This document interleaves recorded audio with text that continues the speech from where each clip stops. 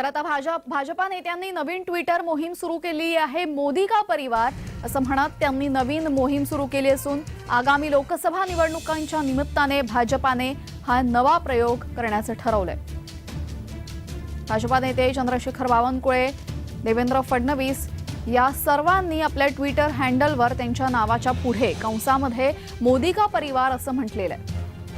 नितीन गडकरी यांनी सुद्धा त्यांच्या ट्विटर हँडलवर तसंच म्हटलेलं आहे। स्मृती इराणी, तावडे या सर्वांनी मोदी का परिवार या मोहिमेत सहभागी होत विरोधकांना सडेतोड प्रत्युत्तर दिलेलं आहे।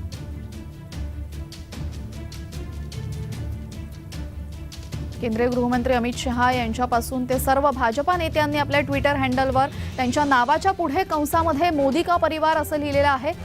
केंद्रीय मंत्री नितीन गडकरी, महाराष्ट्राचे उपमुख्यमंत्री देवेंद्र फडणवीस, केंद्रीय मंत्री स्मृती इराणी यांच्यासह सर्व भाजपा नेत्यांनी आपल्या नावाच्या पुढे ट्विटर हँडलवर मोदी का परिवार असं म्हणत एक नवी मोहीम सुरू केलेली आहे।